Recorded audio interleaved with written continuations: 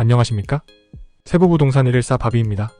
얼마 전 유튜브를 보다 학생들 많이 사는 원룸의 악명 높은 집 주인이라는 영상을 보고 안타까웠습니다. 이유가 있는 보증금 안 돌려주는 건 이해가 갈 수 있지만 보증금을 안 돌려주기 위해서 억지로 이유를 만든다면 당사자는 그 보증금 금액 자체도 문제지만 그에 따른 스트레스는 그 금액보다 훨씬 클 것입니다. 특히 최근에 한국의 집값이 계속 떨어져서 전세금을 제대로 못 받는 경우를 뉴스에서 접하고 제가 이 경우라면 얼마나 억울할까라는 생각에 안타까움을 금할 수 없었습니다. 그런데 이 방법은 가끔씩 보이는 일부 필리핀 집주인과 거의 유사합니다. 그런 걸 생각하면 한국이나 필리핀이나 사람은 비슷하다라는 생각도 드네요. 차이점이라면 한국은 임차인 보호 제도가 그래도 갖추어 있다는 것이고 필리핀은 바랑가이에서 중재 절차를 진행하는 것입니다. 물론 소송으로 진행도 가능하지만 들어가는 비용에 비해 실익이 크지 않은 게 문제이기는 합니다. 그래도 필리핀은 전반적으로 제도 자체가 부자들에게 유리한 것들이 많기 때문에 임차인이 불리한 건 맞습니다. 단점이 있으면 그만큼 장점이 있는 법이듯이 만약 여러분이 필리핀에서 콘도를 소유하고 있는 경우라면 입장이 바뀌는 것입니다. 한국에 비해 만약 임차인이 렌탈비 안 내면서 억지 주장을 펼치는 상황이면 쉽게 풀어갈 수 있는 것입니다. 실제 예를 들면 예전에 한 어르신이 약간 억지 주장을 펼치셔서 그 상황을 주인분에게 여쭤보았더니 어찌 보면 당연하게 주인분이 그 요구를 거절하셨습니다.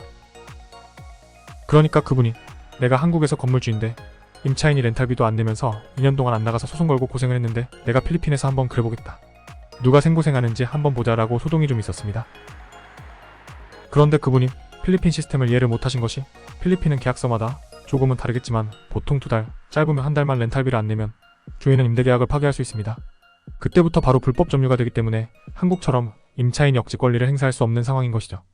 필리핀에서 주인분이 보증금을 안 주겠다고 하는 상황에서 그래도 중개인을 통하면 필리핀의 경우 주인이 막무가내로 나오는 경우는 드물다고 보셔도 됩니다. 한국 사람들이 필리핀에서 이런 경우를 당하는 것은 대부분 필리핀 시스템에 대해 잘 모르는 상황에서 벌어지는 비율이 아주 높습니다. 쉽게 말해서 주인이 간을 볼 수 있다는 것이죠. 그런데 많은 필리핀 중개인들이 이런 상황에서 나 몰라라 하는 케이스가 너무 많은 게 안타깝기도 합니다. 이런 상황에서 저희에게 도움을 요청하실 때가 많은데 저희들로서의 경우 도와드리기가 힘든 것이 저희가 그 계약의 중개인이 아니기 때문에 중재를 하려고 해도 하기가 정말 힘이 듭니다. 저희가 계약을 중개한 경우 물론 직접 당사자가 아니기 때문에 한계는 있지만 억울하게 보증금 못 받는 상황을 절대 나 몰라라 하지 않고 방치하지도 않습니다. 아무튼 한국이나 필리핀이나 억울하게 보증금 못 받는 상황이 안 일어나기를 바랄 뿐입니다. 오늘도 즐거운 필리핀 생활 되시기 바랍니다.